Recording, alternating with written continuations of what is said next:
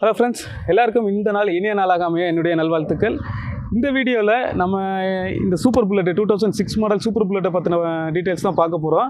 என்னென்னு பார்த்தீங்கன்னா, இந்த வண்டியில் வந்து என்னென்ன பிரச்சனையை நான் ஃபேஸ் பண்ண வாங்கினதுக்கப்புறம், சர்வீஸ்லாம் விட்டதுக்கப்புறம், ஜென்ரல் சர்வீஸ் விட்டு இன்ஜின் ரிப்பேர் பார்த்து ஜென்ரல் சர்வீஸ்லாம் விட்டதுக்கப்புறம் என்னென்ன பிரச்சனைலாம் நான் ஃபேஸ் பண்ணினேன் அப்படிங்கிறத தான் இந்த வீடியோவில் நம்ம பார்க்க போகிறோம். ஸோ ஃபஸ்ட்டு வந்து பார்த்திங்கன்னா, இந்த வண்டி வந்து சேல்ஸ் பண்ண பர்சன் வந்து சொன்னாங்கல்ல, எல்லாமே ஒரிஜினல் பார்ட்ஸுன்ட்டு. ஃபஸ்ட்டு வந்து பார்த்திங்கன்னா, மெக்கானிக்கிட்ட சர்வீஸ் விட்டு செக் பண்ணும்போது கேட்டேன், இது சைலன்சர் வந்து ஒரிஜினலாக கேட்டேன். அவர் வந்து இல்லை, இது சைலன்சர் ஒரிஜினல் கிடையாது, இது வந்து செகண்ட்ஸாக வாங்கி போட்டிருக்காங்க, புதுசு தான் ஆனால் செகண்ட்ஸாக வாங்கி போட்டிருக்காங்க அப்படின்னு சொன்னாங்க.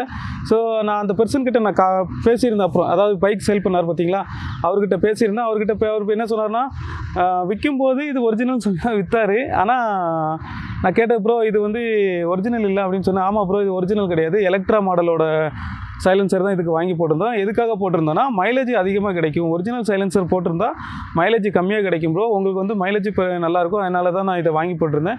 சேல் பண்ணும்போது எனக்கு தெரியலை, எங்கள் மாமா வண்டி அப்படின்னு சொல்லி என்கிட்ட சொன்னார். சரி, அவர் போய் சொன்னாரா இல்லை மாற்றி பேசினாரான்னு எனக்கு இப்போ தேவையில்லை.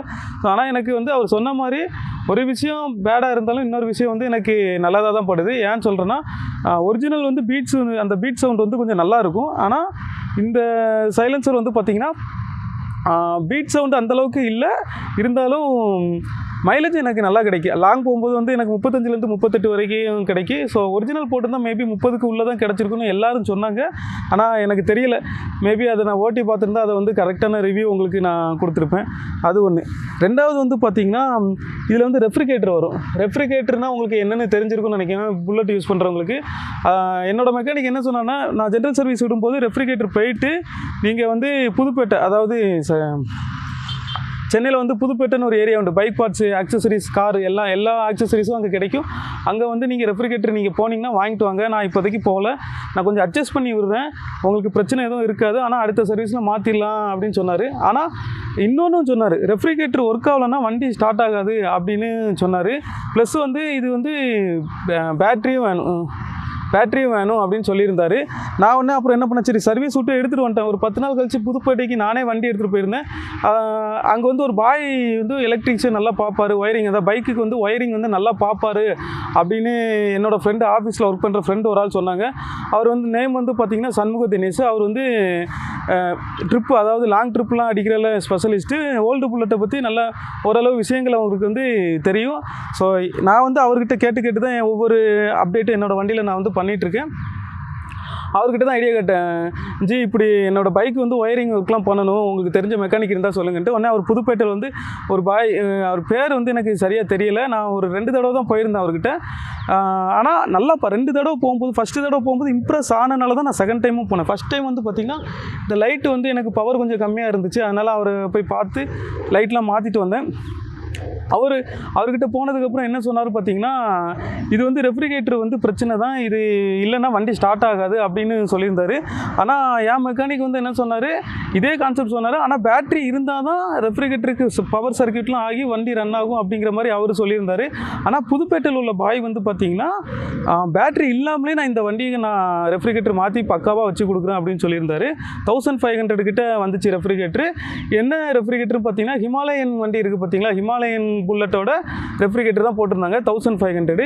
இப்போ வந்து எனக்கு பேட்ரி இல்லைன்னா கூட ரெஃப்ரிஜரேட்டர் மூலமாக எனக்கு வண்டி ஸ்டார்ட் ஆகி ரன்னிங் கண்டிஷனில் எனக்கு ஆர்னு லைட் எரியும் அப்படின்னு சொல்லியிருந்தாங்க. ஆனால் என்னோடய மெக்கானிக் வந்து இது பாசிபிளே கிடையாது, நீங்கள் வந்து பேட்ரி வந்து சார்ஜ் கண்டிப்பாக இருக்கணும், ரெண்டாவது ரெஃப்ரிஜரேட்டரும் கொஞ்சம் ஒர்க்கிங் கண்டிஷனில் இருக்கணும்னு சொல்லியிருந்தாரு. ஆனால் அந்த பாய் வந்து ரெஃப்ரிஜரேட்டர் மட்டும் இருந்தால் போதும், உங்களுக்கு வந்து பேட்ரி இல்லைன்னா கூட உங்களுக்கு ரன் ஆகும், ஆனால் பேட்ரி வண்டி வந்து ஸ்டார்ட் பண்ணுற முன்னால் உங்களுக்கு லைட் எரியாது, ஹார்ன் அடிக்காதுன்னு சொன்னார். ஸ்டார்ட் பண்ணதுக்கு அப்புறம் வந்து பார்த்திங்கன்னா உங்களுக்கு லைட்டு ரன்னிங்கில் வந்து லைட் எரியும், ஹார்ன் அடிக்கும் அப்படின்னு சொல்லியிருந்தாங்க. ஸோ இது என்னோடய மெக்கானிக் வந்து விஷயம் தெரிஞ்சு சொன்னாரா இல்லை தெரியாமல் சொன்னாரான்னு எனக்கு தெரியல. புதுப்பேட்டையில் அந்தளவுக்கு வந்து ஸ்பெஷலிஸ்ட் வந்து இருக்கிறாங்க.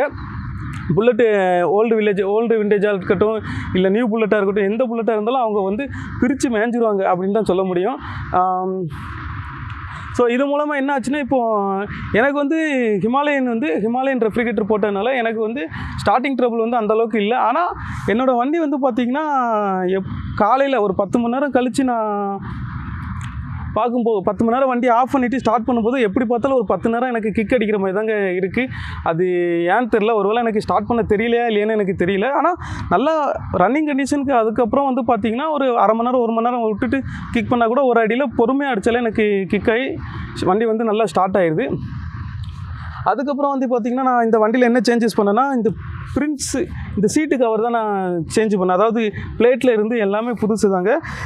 ஏன் இந்த மாடல் போட்டேன்னா, இதுதான் ஒரிஜினலாக வரும், அந்த ஒரிஜினல் புல்லட்டுக்கு வர்ற மாடல் அப்படின்னு சொல்லி இந்த மாடல் போட்டிருந்தேன். இல்லைனா இன்னும் கொஞ்சம் இந்த சீட்டு வந்து இன்னும் கொஞ்சம் பள்ளமாக இருந்து இது கொஞ்சம் நல்லா மேடாக இருக்கிற மாதிரி போட்டிருந்துருப்பேன். ஆனால் வந்து இந்த மாடல் போட்டிங்கன்னா உங்களுக்கு நல்லா ஸ்ட்ரைட்டாக உட்காந்து ஓட்டுற ஃபீல் கிடைக்கும். உங்களுக்கு ஒரிஜினல் இந்த புல்லட்டுக்குன்னு ஒரிஜினல் மாடல் இருக்கும் பார்த்தீங்களா சீட்டு, அந்த மாடலில் உங்களுக்கு வந்து போட்டுவிடுங்க அப்படின்னு சொன்னார். பிரின்ஸ் சீட்டு இதுவும் புதுப்பேட்டையில் தான் நான் மாட்டேன். 3500 வந்துச்சு. 1 இயர் வாரண்டியும் கொடுத்துருந்தாங்க. அதாவது பிளேடு எதுவும் போடாமல் உங்களுக்கு நார்மலாக ஏதாவது டேமேஜ் ஆச்சுன்னா அவங்க வந்து நான் ஃபுல்லாகவே மாற்றி கொடுத்துட்றோம் அப்படின்னு சொல்லியிருந்தாங்க. ஸோ எனக்கு சீட்டு போட்டு கிட்டத்தட்ட 3 மாதம் ஆச்சு. கம்ஃபர்டபுள் நல்லா தான் இருக்குது. அதுக்கப்புறம் பார்த்திங்கன்னா லாங் ரைடு போகும்போது என்ன பிரச்சனைனா, எனக்கு வந்து ஷார்ட் ஹேண்டில் பார் வச்சுருக்கேன். இந்த ஷார்ட் ஹேண்டில் பார் வந்து பார்த்திங்கன்னா ஒரிஜினல் ஹேண்டில் பார். நான் எதுக்காக ஷார்ட் ஹேண்டில் பார் வச்சுருக்கேன் அப்படின்னு பார்த்தீங்கன்னா, எனக்கு நல்லா கம்ஃபர்டபுளாக உட்காந்து போகிறதுக்கு வந்து நல்ல ஒரு ஃபீல் கொடுக்குது. ஆனால் லாங் ட்ரைவ் பண்ணும்போது எனக்கு வந்து பார்த்திங்கன்னா ஹேண்டில் பார் வந்து நிறையா ஹேண்டில் பார் ஷார்ட்டாக இருக்கிறனால வந்து எனக்கு வந்து லாங் ட்ரைவ் போடும்போது இந்த இடத்துல பிடிக்கிற மாதிரி எனக்கு ஒரு ஃபீலாக இருக்குது. இது வந்து ஒரிஜினல் ஹேண்டில் பார். அப்புறம் பார்த்திங்கன்னா நார்மலாக இப்போ வர ஸ்டாண்டர்ட் புல்லட் இருக்குது பார்த்திங்களா, அதுக்கு ஒரு ஹேண்டில் பார் வருது. அப்புறம் கிளாசிக்கில் வந்து கொஞ்சம் லென்த்தாக வருது. ஸோ இந்த 3 டைப் ஆஃப் ஹேண்டில் பார் இருக்குது. இதில் வந்து நான் original handle bar, short handle bar போட்டிருக்கேன். நீங்கள் வந்து எலக்ட்ரா மாடலுக்குள்ளே ஹேண்டில் பார் போட வேண்டாம். அதுக்கப்புறம் இந்த கிளாசிக் சொன்ன பார்த்திங்களா, ஷார்ட் ஹேண்டில் பாரில் கொஞ்சம் லென்த்தாக இருக்கும். அந்த ஹேண்டில் பார் நீங்கள் போட்டுடுங்க. உங்களுக்கு வந்து அதாவது ஷார்ட்டாகவும் இருக்கும், உங்களுக்கு லாங் ட்ரைவ் போகும்போது கொஞ்சம் பெயினும் இருக்காது. ஆனால் எலக்ட்ரா மாடல் போட்டிங்கன்னா உங்களுக்கு கொஞ்சம் நல்லா தூக்கி இப்படி இந்த மாதிரி வரும் பார்த்துட்டு உங்களுக்கு உட்காந்துட்டு போகிறதுக்கு நல்லாயிருக்கும் லாங் ட்ரைவுக்கு. ஆனால் இந்த வண்டிக்கு அந்த ஹேண்டில் பார் போட்டால் செட் ஆக மாட்டேங்குது. நானும் போட்டு எல்லா ஹேண்டில் பாரும் நான் ட்ரை பண்ணி செக் பண்ணி பார்த்துட்டேன். எனக்கு இந்த ஹேண்டில் பார் தான் எனக்கு கம்ஃபர்டபுளாக இருக்கிற மாதிரி தெரியுது. ப்ளஸ் வந்து பார்த்திங்கன்னா இது ஒரிஜினல், இந்த வண்டிக்கும் நல்லா மேட்ச் ஆகுது, கரெக்டாக இருக்கிற மாதிரி எனக்கு தோணுது. அதுக்கப்புறம் மிரர் மாற்றினேன். மிரர் வந்து 150 வந்துச்சுன்னு நினைக்கிறேன். 2 சேர்த்து 300 வந்துச்சு. அதுக்கப்புறம் பார்த்தீங்கன்னா இந்த லைட் இருக்குது பார்த்தீங்களா, இந்த லைட்டு வந்து ஒரிஜினல் வந்து ஒரு மாதிரி பிளாஸ்டிக் மாதிரி இருந்துச்சு. அது வந்து உள்ள ரஸ்ட் ஆகி எனக்கு பவர் வந்து ரொம்ப கம்மியாக இருந்துச்சு. அதனால் இதுவும் வந்து இந்த பாய் சொன்ன பார்த்தீங்களா, அவர்கிட்ட தான் நான் இந்த லைட்டு வந்து மாற்றினேன். ஃபுல்லாக இந்த ரவுண்டில் இருந்து உள்ள அந்த கிளாஸு, அப்புறம் உள்ள ஒரு பல்பு, இதெல்லாம் நான் மாற்றிருந்தேன். அதுக்கப்புறம் வந்து பார்த்திங்கன்னா இந்த ஹாரன் வந்து 1500 வந்துச்சு. ரூட்ஸ் ஹாரனில் இது கொஞ்சம் பெருசு. கார் பழைய இந்த இனோவா கார்லாம் சில ஹார்ன் அடிக்கும்போது கணீர்னு கேட்கும் பார்த்தீங்களா, அந்த மாதிரி ஹார்ன் தான் நான் இதுக்கு போட்டிருக்கேன். ஸோ இதெல்லாம் பார்த்திங்கன்னா ஆக்சுவலி இது 3500. அப்புறம் ஹார்ன் வந்து ஒரு 1500. அப்புறம் வந்து ரெஃப்ரிஜரேட்டர் ஒன்று சொல்லியிருந்தேன் பார்த்திங்களா, அது வந்து ஒரு 1500. அதுக்கப்புறம் இந்த லைட்டிங் மாற்றும் போது ஃபுல் செட்டாக மாற்றினேன். கூலியோடு சேர்த்து 1050 என்னமோ வந்துச்சு. ஸோ இந்த ஜென்ரல் சர்வீஸுக்கு விட்டதுக்கு அப்புறமும், அதாவது ஜென்ரல் சர்வீஸ்ன்னு சொன்ன இந்த இன்ஜின் ரிப்பேர் பார்த்த சர்வீஸ் சொன்னோம் பார்த்தீங்களா, 25000 அந்த 25000 விட்டதுக்கு அப்புறமும் எக்ஸ்ட்ராவாக நான் இந்த சேஞ்சஸ்லாம் நான் இந்த வண்டிக்கு நான் பண்ணியிருக்கேன். அதுக்கப்புறம் பார்த்தீங்கன்னா இன்னும் ஒரே ஒரு விஷயம் என்னென்னா, பெயிண்ட் அடித்து பாலிஷ் பண்ணணும். அப்புறம் இந்த குரோமுக்கெலாம் துருப்பிடிச்ச இடத்துலாம் பாலிஷ் பண்ணணும். அதுக்கப்புறம் பார்த்திங்கன்னா ஒயரிங் கிட்டு, இதை 2ம் நான் பண்ணிட்டேன் அப்படின்னா இந்த வண்டிக்கு வந்து அப்புறம் எந்த ஒரு செலவும் கிடையாது. அப்புறம் வந்து இந்த வண்டியை வந்து எப்படி ஓட்டணும் அப்படிங்கிறதையும் நான் சொல்லிடுறேன். இந்த வண்டியை வந்து ஸ்போர்ட்ஸ் பைக் ஓட்டுறோம் பார்த்திங்களா, அந்த மாதிரிலாம் நம்ம இது ஓட்டக்கூடாது. வண்டியை வந்து பொறுமையாக ஃபஸ்ட்டு கீர் போட்டு பொறுமையாக ஒரு 10 கிலோமீட்டர் ஸ்பீடு, அப்புறம் 2வது கீர் போட்டு ஒரு 20, அப்படியே ஸ்டெப் பை ஸ்டெப்பாக தான் போகணும். அதுக்கப்புறம் நீங்கள் ஓட்டும் போது இது சிட்டிக்குள்ளே வந்து நான் ஃபாஸ்ட்டாக ஓட்டுவேன் அப்படிங்கிற மைண்ட் செட்டில் யாரும் வைக்காங்க. எப்போவுமே இது பொறுமையாக ஸ்மூத்தாக போகிறதுக்கு மட்டும்தான் இந்த வண்டி செட் ஆகும். அப்போனா தான் நமக்கு பெர்ஃபார்மன்ஸும் நல்லாயிருக்கும், வண்டி ஓட்டுறதுக்கு ஒரு நல்ல ஃபீல் இருக்கும். முடிஞ்ச அளவுக்கு நீங்கள் இந்த வண்டியை வந்து ஒரு 200-300 கிலோமீட்டர் லாங் டிஸ்டன்ஸு போங்க. அப்படி போனால் தான் அப்படி போகும்போதும் நீங்கள், நான் ஒரு 200 கிலோமீட்டர் 3 மணி நேரத்தில் போவேன் நான் அப்படி பிளான் பண்ணாமல், ஒரு 60-70 கிலோமீட்டர் ஸ்பீடில் ஸ்மூத்தாக அதாவது உங்களுக்கு எந்த ஒரு மைண்ட் அப்செட்டும் இல்லாமல் நீங்கள் வந்து பொறுமையாக வண்டியை ஓட்டிட்டு அதுக்கப்புறம் நீங்கள் வந்து ஒரு 70-80 கிலோமீட்டர் ஸ்பீடில் போக உங்களுக்கு வந்து ஓட்டுறதுக்கே ஒரு தனி ஃபீல் இருக்கும் பார்த்துடுங்க. ஆனால் எடுத்தோடனே திருக்கிட்டு ஓட்டிங்கன்னா உங்களுக்கு வந்து அந்த ஓல்டு புல்லட்டுக்கு வந்து இந்த புல்லட்டுன்னு இல்லை, ஓல்டு புல்லட் எந்த புல்லட் ஓட்டினாலுமே அந்த ஃபீல் வந்து உங்களுக்கு கிடைக்காது. ஸோ ஓல்டு புல்லட்டு யாரெல்லாம் வாங்க போகிறீங்க, எந்த ஐடியா அந்த ஐடியா இருந்தீங்கன்னா இந்த நான் சொல்கிறத வந்து கொஞ்சம் ஃபாலோ பண்ணுங்கள். ஃபாலோ பண்ணிங்கன்னா உங்களுக்கு வந்து ஓல்டு புல்லட்டோட அருமை என்னன்ட்டு உங்களுக்கு தெரியும். எப்படி இதை ரசித்து ஓட்டணுங்கிறது வந்து உங்களுக்கு தெரியும். நீங்கள் வந்து எக்காரணத்தை கொண்டு ஸ்போர்ட்ஸ் பைக் ஓட்டணும் அந்த நினைப்பில் ஓட்டாதீங்க. பீட் சவுண்டும் பார்த்தீங்கன்னா உங்களுக்கு 40-50 கிலோமீட்டர் ஸ்பீடில் போனால் தான் பீட் சவுண்டும் கொஞ்சம் நல்லாயிருக்கும். 70-80 போகும்போது பீட் சவுண்டே இருக்காது, ஒரு மோட்டர் ஓடுற சவுண்டு மட்டும் தான் கேட்கும். ஆனால் அது உங்களுக்கு பாடியில் வைப்ரேட் ஆகுமான்னு கேட்டிங்கன்னா வைப்ரேட்லாம் ஆகாது, நல்லா ஸ்மூத்தாக தான் இருக்கும். ஸோ இதுலேருந்து நான் என்ன சொல்கிறேன்னா, வண்டியை வந்து சிட்டிக்குள்ளே மோஸ்ட்லி ஓட்டுறதை விட லாங் ரைடு ஒரு 200-300 கிலோமீட்ரு ஒரு 6 மணி நேரம் அந்த ரேஞ்சில் போகிற மாதிரி வச்சுட்டு நீங்கள் ஓட்டி பாருங்கள், உங்களுக்கு ரொம்ப அருமையாக இருக்குங்க. அதுமாதிரி ரஷ்ஷாக ஓட்டணும், இல்லை அர்ஜென்ட்டாக நான் இத்தனை மணி நேரத்தில் ஒரு இடத்துக்கு போய் ஆகணும் அந்த மைண்ட் செட்டில் இருக்கிறவங்க தயவு செஞ்சு ஓல்டு புல்லட்டை வந்து நீங்கள் வாங்கி ஓட்டணும்னு ட்ரை பண்ணாதீங்க. ஏன்னா இந்த வண்டியை பற்றி எனக்கு டீட்டெயில்ஸ் வந்து ஃபுல்லாக அவ்வளோவா தெரியாது. நான் வாங்கி கிட்டத்தட்ட 1 இயர் தான் ஆச்சு. 1 இயராக நான் ஓட்டி பார்த்துட்டு எக்ஸ்பீரியன்ஸ் ஆனதுக்கப்புறம் தான் இந்த வண்டியை பற்றின வீடியோ வந்து நான் போட்டுகிட்டே இருக்கேன். ஏன்னா ஒரு விஷயத்தை நம்ம தெரிஞ்சுட்டு பேசினா மட்டும்தான் யாராவது கமெண்ட் சொன்னாங்களோ தெரியாததை நம்ம தெரிஞ்சுக்கலாம், தெரிஞ்ச விஷயத்தை நம்ம எக்ஸ்பிளைன் பண்ணுறதுக்கு நம்ம ரெடியாக இருக்கலாம். ஸோ அதனால தான் இந்த வண்டியை வந்து நல்லா ஓட்டி நல்லா பழகி நல்லா புரிஞ்சதுக்கு அப்புறம் தான் இந்த வீடியோ வந்து நான் இப்போ ஷேர் பண்ணிக்கிட்டு இருக்கேன். ஸோ இதில் நான் ஏதாவது மாற்றி பேசியிருந்தேன், தெரியாமல் பேசியிருந்தேன் அப்படின்னா கமெண்ட்ஸுக்கு சொல்லுங்கள். இல்லை இந்த புல்லட்டை பற்றின வேறு எதுவும் டீட்டெயில்ஸ் உங்களுக்கு எதுவும் தெரிஞ்சிச்சுன்னா கூட எனக்கு சொல்லுங்கள், நானும் அதை வந்து தெரிஞ்சுட்டு அதை வந்து என்னோடய டெஸ்ட் ட்ரைவில் வந்து நான் செக் பண்ணி பார்க்குறேன். அப்புறம் வந்து இந்த வண்டியில் வேறு எதுவும் உங்களுக்கு பிரச்சனை, இன்னொரு விஷயத்தை நான் சொல்ல மறந்துட்டேன். இப்போ வந்து வண்டியை வந்து நான் நைட்டு வந்து நல்லா நைட்டுன்னு எந்த இடத்துல நான் எங்கேயாவது வண்டியை வந்து ஸ்டாப் பண்ணுறேன் அப்படின்னா 1 மணி நேரம் 2 மணி நேரம் கழிச்சு தான் எடுப்பேன் அப்படின்னு தெரிஞ்சிச்சுன்னா நல்லா ஆக்சிலேட்டர் கொடுத்து எடுப்பேங்க. அப்படி ஆக்சிலேட்டர் கொடுக்கும்போது என்ன ஆகுதுன்னா, ஆக்சிலேட்டர் கேபிள் இருக்குது பார்த்தீங்களா, இந்த ஆக்சிலேட்டர் கேபிள் வந்து எனக்கு எல் மாடல் ஷேப்புன்னு சொல்லுவாங்க. அந்த எல் மாடல் ஷேப் வந்து என்ன ஆகுதுன்னா டக்குன்னு அந்த ஜாயினிங்லேருந்து வெளியே வந்துடுது. அது ஜாயினிங்லேருந்து வெளியே வந்ததுக்கப்புறம் என்ன ஆகுதுன்னா, நான் அதை அப்படியே விட்டுடுறேன்னா மறுபடியும் அந்த ஞாபகமே எனக்கு வரமாட்டேங்குது. அது நான் நார்மலாக வந்து அப்புறம் மறுபடியும் கிக் அடிக்கிறேன், லைட்டை சாவி போட்டுட்டு நான் கிக் அடிக்கிறேன், ஸ்டார்ட்டே ஆக மாட்டேங்குது. இப்படி தான் என்ன ஆச்சுன்னு பார்த்தீங்கன்னா, ஆஃபீஸில் வந்து நல்லா ஒரு ஆஃபீஸ் போய்ட்டு ரிட்டர்ன் வர்றேன். ஈவினிங் ஒரு 5 மணி போல் இருக்கும். ஆமாம், ஜென்ரல் ஷிஃப்ட் போயிட்டு வந்தேன். நான் காலையில் விட்டுட்டு நல்லா ஆக்சிலேட்டர் கொடுத்துட்டு மேலே ஆஃபீஸ் ஃப்ளோருக்குள்ளே போயிட்டு வேலையை முடிச்சுட்டு ஈவினிங் 5 மணிக்கு வந்து எடுக்கிறேன். எனக்கு வந்து வண்டி ஸ்டார்ட் ஆக முடியுது. லாஸ்ட்டாக என்ன பண்ணேன், சரி சோக்கு போட்டு அடிப்போம்னு பார்த்தா சோக்கு போட்டு அடித்தோன்னா வண்டி வந்து பயங்கர சவுண்டு, அதாவது ஆக்சிலேட்டர் ஒயரை பிடிச்சி இழுத்தா ஒரு சவுண்டு வந்து ருன்னு இறையும் பார்த்தீங்களா, அந்த மாதிரி. நான் வந்து உடனே அதை வீடியோ எடுத்து மெக்கானிக்கிட்ட போடுறேன். எனக்கு என்ன பிரச்சனைன்னு தெரில, நீங்கள் கொஞ்சம் பார்த்து சொல்லுங்கள், கிட்டத்தட்ட 18 கிலோமீட்டர் இருக்குது ஆஃபீஸ்க்கும் மெக்கானிக் செட்டுக்கும், அப்படின்னு பார்த்து சொல்லுங்கள் அப்படின்னு சொல்லிட்டு வீடியோ எடுத்து அவர் போடுறேன். அவர் வந்து ஒரே வார்த்தையில் சொல்லிட்டாரு, வீடியோலாம் பார்க்க டைம் இல்லை, நீங்கள் வந்து வண்டியை எப்படியாவது இங்கே எடுத்துகிட்டு வந்துடுங்க, இங்கே வந்தப்பறம் பார்த்துக்கலாம் அப்படிங்கிறாரு. நான் அவர்கிட்ட எவ்வளோ சொல்கிறேன், இல்லைங்க 18 கிலோமீட்டர் இருக்குது, வண்டி ஸ்டார்ட்லாம் ஆகுது, சோக்கு போட்டு ஸ்டார்ட்லாம் ஆகுது, ஆனால் வண்டி வந்து வைப்ரேஷன் ரொம்ப ஆகுது, என்னால் கியர் போட்டு ஓட்டிட்டு வர முடியாதுன்னு சொல்கிறேன். எவ்வளோ சொல்லி கேட்கல. கடைசியாக 17 கிலோமீட்டர் நான் வந்து ஓட்டிகிட்டு போனேங்க. 17 இல்லை 15 கிலோமீட்டர் ஓட்டிகிட்டு போனேன்னு வைங்களேன். 15 கிலோமீட்டருக்கு அப்புறம் வண்டி வந்து ஃபுல்லாகிட்டு, அதாவது ஆக்சிலேட்டர் வந்து ஃபஸ்ட்டு கியர் செகண்ட் கியர்லேயே அட்ஜஸ்ட் பண்ணி சிட்டிக்குள்ளே மழை பெய்யுது, நல்ல டிராஃபிக்கு, ஈவினிங் 5 மணி எப்படி டிராஃபிக் இருக்குன்னு உங்களுக்கு தெரியும். அந்த டிராஃபிக்குள்ளேயே நான் வந்து ஓட்டிட்டு போனேங்க. அந்த டிராஃபிக்கில் ஓட்டிட்டு போய் கிட்டத்தட்ட 15 கிலோமீட்டர் ஓட்டினதுக்கப்புறம் வண்டி சுத்தமாக ரன்னே ஆகலை, ஆஃப் ஆயிடுச்சு.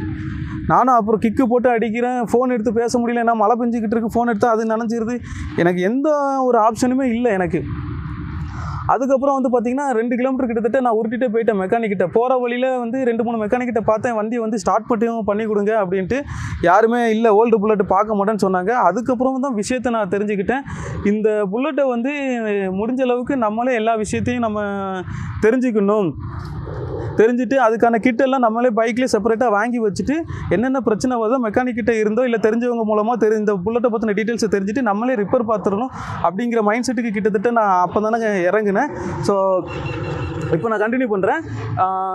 2 கிலோமீட்டர் ஓட்டிட்டு போனதுக்கப்புறம் பார்த்தீங்கன்னா அங்கே போனோன்னே அவர் இந்த ஒயரு ப்ராப்ளம் இருக்குது அப்படின்னு சொல்லிட்டு இந்த ஒயரை நீங்கள் லைட்டாக உள்ள மாட்டி வச்சிங்கன்னா போதும், உங்களுக்கு வண்டி ஸ்டார்ட் ஆகிருக்குமா, இது உங்களுக்கு தெரியாதா அப்படிங்கிறாரு. ஏங்க அதனால தாங்க உங்ககிட்ட நான் வந்து வீடியோலாம் அனுப்பி உங்களுக்கு கேட்டேன். இதை நீங்கள் வீடியோ பார்த்துட்டு ஃபோன் அடித்து சொல்லியிருந்தா கூட நான் 17 கிலோமீட்டர் நான் இப்படி வண்டி ஓட்டியிருக்கேன் அவசியம் இல்லை அப்படின்னு சொல்லியிருந்தேன். சரி, அவர் வந்து செட் பண்ணி விட்டுட்டார். செட் பண்ணி விட்டதுக்கப்புறம் நான் மறுபடியும் அங்கேருந்து வீட்டுக்கு 1 கிலோமீட்டர் தான், ஒரு அரை கிலோமீட்டர் போகிறேன், மறுபடியும் வண்டி ஆஃப் ஆகிடுச்சு. மறுபடியும் கிக் அடிச்சு பார்க்குறேன், ஆனாலும் மறுபடியும் அரை கிலோமீட்டர் தள்ளிட்டே வந்து அதை விட்டேன். இப்போ தான் பார்த்து விட்டீங்க, மறுபடியும் என்னாச்சுன்னு சொன்னேன்னா அவர் மறுபடியும் ஒயர்லாம் பார்த்தாரு, கரெக்டாக இருந்துச்சு. லாஸ்ட்டில் கார்பரேட்டரு அந்த ப்ளக் இருக்குது பார்த்தீங்களா, இதில் வரும் இந்த ப்ளக் இருக்குது பார்த்தீங்களா, இந்த ப்ளக்கு வந்து அந்த 15 கிலோமீட்டர் நான் ஓட்டிகிட்டு வந்தேன் பார்த்தீங்களா ஓவர் வைப்ரேஷனில், அதில் உள்ளே ஃபுல்லாக எரிஞ்சு போச்சு.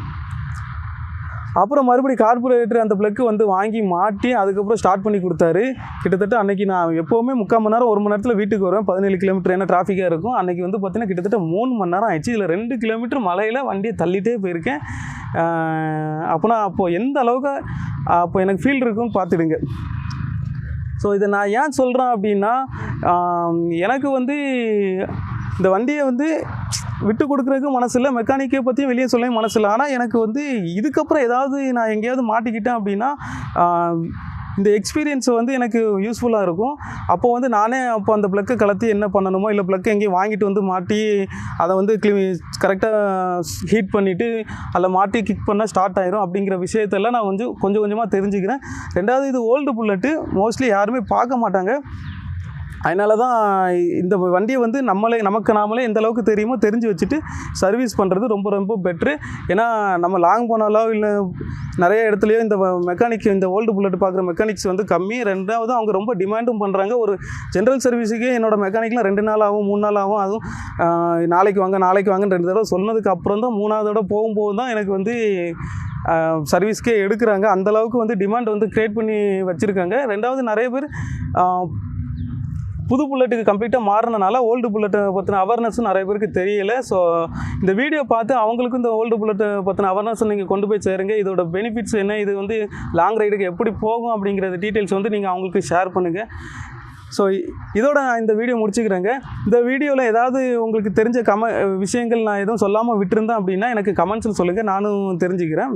ஓகே ஃப்ரெண்ட்ஸ், இதோட இந்த வீடியோ நான் முடிச்சுக்கிறேன். பாய்.